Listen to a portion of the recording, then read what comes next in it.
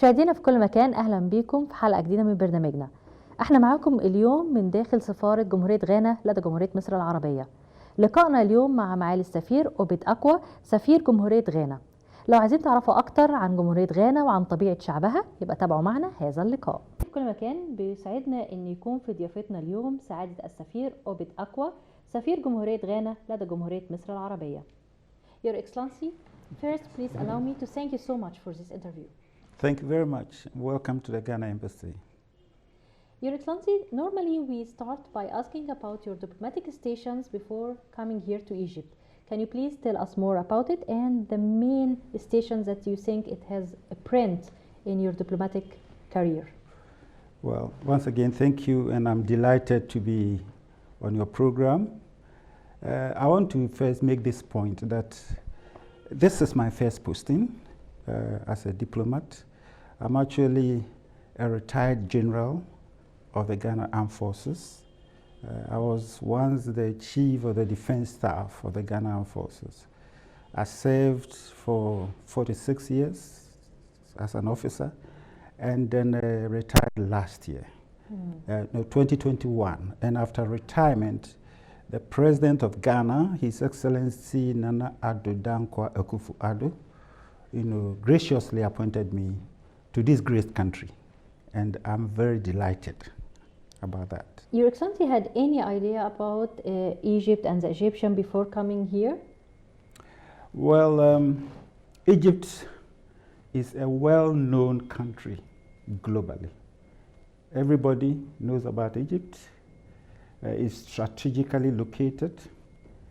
Its civilization goes back centuries. And for me as an ambassador, I was very glad when Egypt was a country that I was selected to serve. That's very good. It means it's a matter of a big trust that's been put in your Excellency to present the Republic of Ghana here in Egypt. It takes me to the questions that I want to ask your Excellency about, which is Ghana as a country. I would like to know, and all the Egyptians, of course, they would like to know more about Ghana, the nature of Ghana and the mineral resources that it already have, and where exactly are Ghana located in Africa. So can you tell us more? Yeah. Okay, Ghana is located on the west coast of Africa.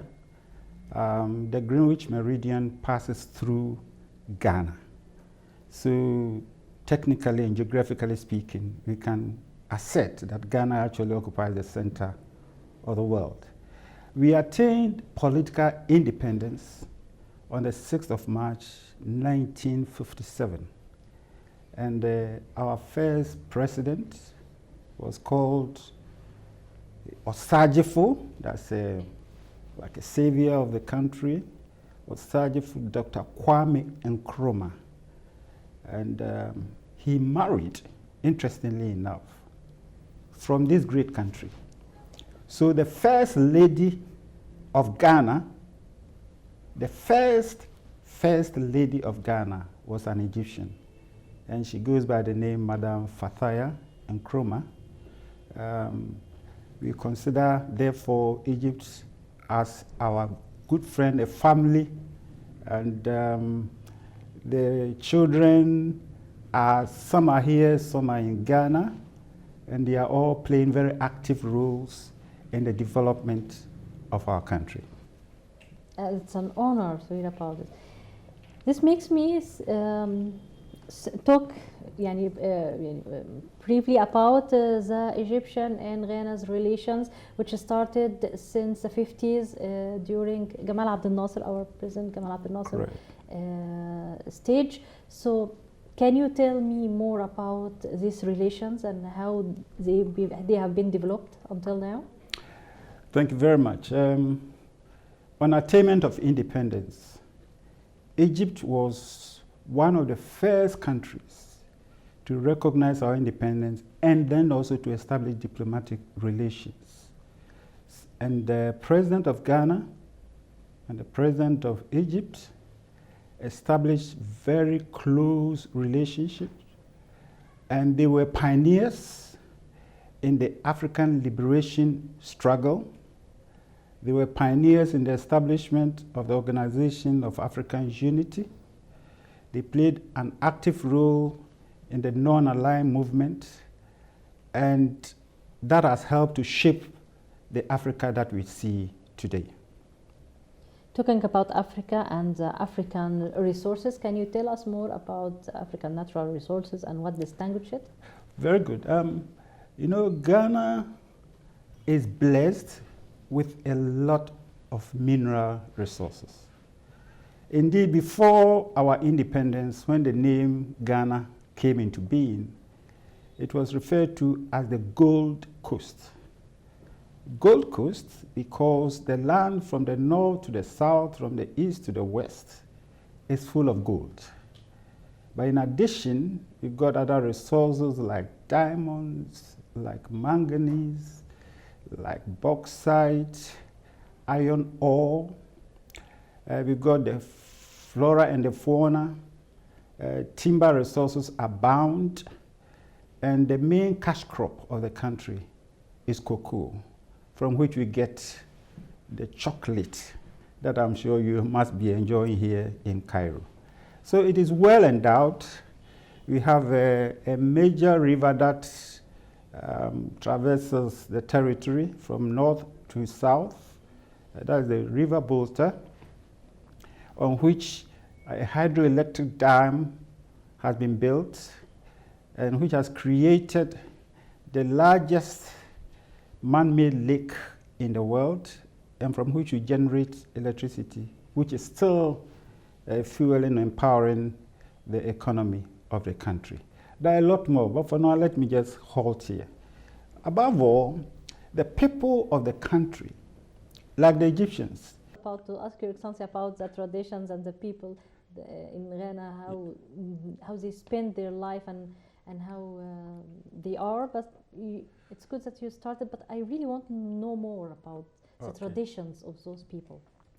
All right, Ghana's tradition is built and centers around the institution of chieftaincy. That is, local rulers who, before the colonial power came, were actually ruling the land. Mm-hmm. But they've been incorporated into the political system of Ghana. So we have the Chieftaincy Institute recognized by the Constitution of the Republic of Ghana, and the people of Ghana, all the ethnic groups, bear allegiance to their chief, that is their local chief. Coming down, we build the country around family groups. So the family unit is very, very, very important, and that is where citizens really take their source of pride and their source of belongingness to Ghana as a country. Beyond that, a number of festivals are celebrated around the same chieftaincy institutions, and it is common but varied from north to south, east to west, where annually each group will celebrate a particular festival. From the Volta region of Ghana, we have what we call the Hobechocho Festival. You come inland, further west, we've got the Homo Festival of the Ga people. We've got the festival which we call Abuatre, that is hunting for deers.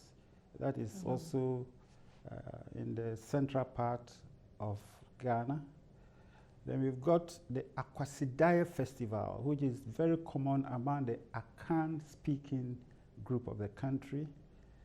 It's a festival that is celebrated every 6 weeks. It is observed. We've got the Ohum Festival. We've got the Akwambo Festival, several of them.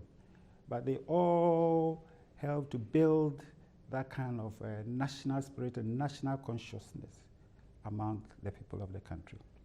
Is this kind of festivals attract the tourists in the country? Very much, very much. A lot. In fact, people travel from far and near to attend, for instance, the Abuachi festival, because that's a very, very interesting festival where on that day the various groups, we call the traditional groups, they go out and hunt for a deer, and you have to bring the deer alive. And the first group that comes with the deer is given special honors, special recognition. It means you have a rich wildlife. Rich wildlife, yes, very rich wildlife. Talking about wildlife, we've got elephants, we've got hippos, we've got buffaloes, we've got lions, we've got tigers, and all kinds of animals. So it is a very, very diverse kind of society, yes. Talking back to about the economy in Ghana, it makes me realize that due to this life, this kind of life Your Excellency was explaining to us now, it means agriculture has a big part of the economy over there. Besides the cocoas and all this stuff, how do you intend to extend the agriculture exporting, for example, to other countries and gaining more for your country, especially that Your Excellency already said you have a high dam, which means you have electricity, you started to have electricity, Yeah. and you can have more and more industries and that can be related with the agriculture, packing, and the electricity that you have already in your country. Yes. Let me just chip in one other festival which I think is worth mentioning, and that is the Akwa Festival. That also attracts a lot of visitors from across the world, and it comes every 6 weeks, it's celebrated. But talking about agriculture, Ghana is an agricultural country. So the subsistence of the people, over 60% of the people are into subsistence agriculture. And they usually are into small hold farming, but they are also large-scale farming involving certain enterprises and companies. And we grow all the food that we require, even though we do export some to supplement. So some of the foods that we grow are plantain, maize, yam, cassava, and a whole lot. And these are processed into various meals. And then when it comes to talking on the food, the tradition of the food that we eat, you find that these form the main ingredients. We also have rice, millet, and a lot others. We are blessed with an arable land, and we've got rainfall pattern. These days, climate change is affecting it, but normally the rains will set in around the end of March and then go through and hit its peak in June, July. So from February, March, that's the planting season, and then by September, October, we are harvesting, and then having the minor season from that time up to about December, and it's a good cycle. We are blessed with good weather, good arable land, and hard-working farming community in Ghana. Talking back about the family and the community in Ghana, it makes me anxious to know more about the role of women in Ghana, especially now. That's a great question. You know, the role of women has kind of been transformed through the history of Ghana for the better, because until the attainment of independence and during the colonial era, women did not have much say in the political and economic decision making of the country. However, they were very active in the struggle for our independence, And it may interest you to know that the flag of Ghana, which symbolizes our independence in addition to the anthem, the flag in particular, was designed by a woman. Yes, she is Mrs. Theodosia Salome Oko. She designed the flag, which you see here. So that's one very, very important role played. Now, in the post-independence era, they have been very actively engaged in the politics, in public service, in the security services, and I must say that women have held key positions in the country. We have had a woman Speaker of our Parliament. We have had women Chief Justices. The current Chief of Staff at the Presidency is a woman. The Cabinet Secretary is a woman. Within the security services, we have had women who have risen to the rank of generals. We've had women in academia. Most of the vice chancellors now of our universities are women. We've got them in business and virtually everywhere. So we subscribe to the conventions, especially the UN Security Council resolutions on gender, and Ghana makes it a point that nobody will be left behind. It's an equal opportunity society. There is no discrimination by way of employment, and they also have the right to inherit. We have a law that makes it mandatory. Excellency, thank you so much for having us today, and we would like to have another meeting to talk about the Egyptian and Ghana relations. Thank you very much. Thank you. مشاهدينا في كل مكان، اشكركم جدا لمتابعتكم معانا. كان معانا النهارده وضيفنا سعاده السفير أوبت أكوا، سفير جمهوريه غانا لدى جمهوريه مصر العربيه. تحدثنا عن جمهوريه غانا وعن الشعب الغاني، وتحدثنا عن موضوعات عده، لكن للحديث بقيه. فابقوا معنا للحلقه القادمه، والى اللقاء.